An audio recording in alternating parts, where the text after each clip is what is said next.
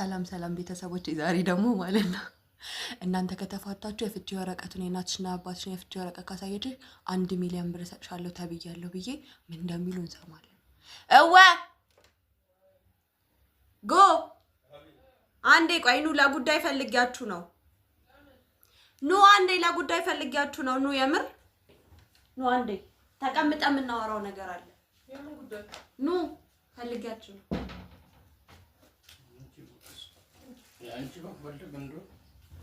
ምንድነው? ነይ ቁጭ በይ፣ ቁጭ በሉ። ተቀምጣችሁ ነው ማወራላችሁ። ምንድነው? ቻሌንጅ ተሰጥቷል። የ1 ሚሊዮን ብር ነይ ቁጭ በይ። 1 ሚሊዮን ብር ቻሌንጅ ተሰጥቷል እና ይሄንን ቻሌንጅ ካሸነፋችሁ እና ካደረጋችሁ 1 ሚሊዮን ብር ይሰጣችኋል ተብሏል። ምንድነው ቻሌንጅ? ሩጫ እንዳይሆን እንጂ ችግር የለም። እሺ ቻሌንጁ ምን መሰላችሁ? ቻሌንጁ ምን መሰላችሁ? 1 ሚሊዮን ብር እሰጥሻለሁ አለኝ አንደኛው። ግን እናትሽና አባትሽ ተፋተው የፍቺ ወረቀቱን ፎቶ አንስተሽ ስትልኪልኝ 1 ሚሊዮን እሰጥሻለሁ ብሎኛል። አንቺ እኔና እናትሽ ተፋቱና የፍቺ ወረቀቱን ሰይጣን ነው ሰው ለምን 60 ሚሊዮን አሁን ምን አገባኝ? እንዴት ነው ፍቺ? አንቺ እንደዚህ በጽናሚ አይደለም። አሁን ተፋታችሁ ማለት ነው። ችግር የለም። አንቺ ዝም በይ። በ1 ሚሊዮን ሰሞኑን ግን የጤናሽና የምታወሪው ወሬ ሁሉ ጤነኛ አይደለም። እናንተ ካልገባችሁ ነገር በ1 ሚሊዮን እኮ ያልገባን ምንድነው? ድጋሚ ሰርገን እናጋባችኋለን። ጦስ ጠሙሳት እኔ ሰይጣን ጆሮ ይደፈን። እሺ አሁን አትፋቱ።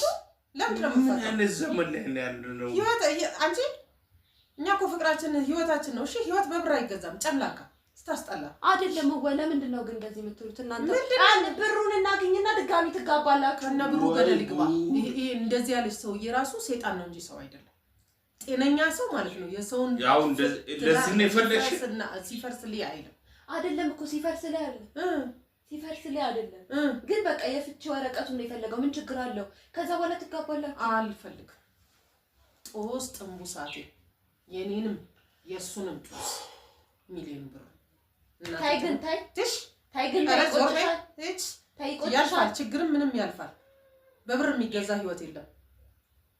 ታይ ግን አይቆጭሽም? ማርያምን ትንሽ ካጠገቤ እግዚአብሔር እሺ።